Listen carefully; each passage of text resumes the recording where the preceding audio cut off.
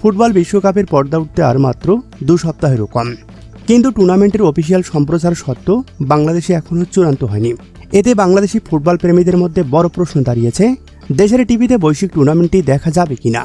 সম্প্রচার সত্ত্ব নিয়ে দীর্ঘদিনের ধোঁয়াশা এবং বিশ্বকাপের ব্ল্যাকআউটের ভীতি ছড়িয়ে পড়লেও সর্বশেষ প্রাপ্ত এবং বিশ্লেষণ অনুযায়ী নতুন সুখবর পাচ্ছে বাংলাদেশি দর্শকরা। বাংলাদেশে বিশ্বকাপ সম্প্রচারের সংকটের মূল কারণ হিসেবে দায়ী করা হয় সিঙ্গাপুর ভিত্তিক প্রতিষ্ঠান স্প্রিংবকের উচ্চ মূল্যের প্রস্তাবকে। অভিযোগ রয়েছে এই প্রতিষ্ঠানটি অতিরিক্ত মুনাফা লাভের আশায় 88 কোটি টাকা সত্ত্ব কিনে বাংলাদেশ টেলিভিশনের কাছে তা 122 কোটি টাকা বিক্রি করার প্রস্তাব দেয়।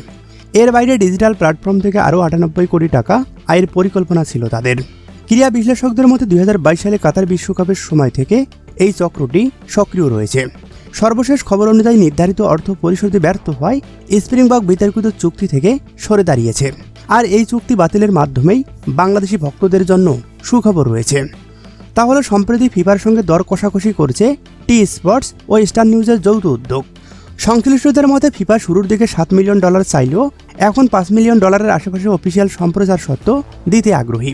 তবে বাজারের পরিস্থিতি বিবেচনায় এটিকে $2 থেকে $3 মিলিয়ন মধ্যে নামিয়ে আনার চেষ্টা করছে বাংলাদেশি ক্রেতারা। এদিকে বাংলাদেশের রাষ্ট্রীয় গণমাধ্যম বিটিভির জন্য ফিফার কাছে বিনামূল্য ফিড চেয়ে আবেদন করলেও তার সরাসরি প্রত্যাখ্যান করে দিয়েছে ফুটবলের নিয়ন্ত্রক সংস্থাটি। এ পর্যন্ত কোনো আনুষ্ঠানিক ঘোষণা না এলেও ভারতের মতো বাংলাদেশেও শেষ মুহূর্তে দর কষাকষিতেই চূড়ান্ত সমাধান আসবে বলে ধারণা করা হচ্ছে। ফুটবল প্রেমীদের পরামর্শ দেওয়া হয়েছে কোনো অননুমোদিত ওয়েবসাইট বা পাইরেটেড লিঙ্কের উপর নির্ভর না করে অফিসিয়াল চ্যানেলের ঘোষণার জন্য অপেক্ষা করতে।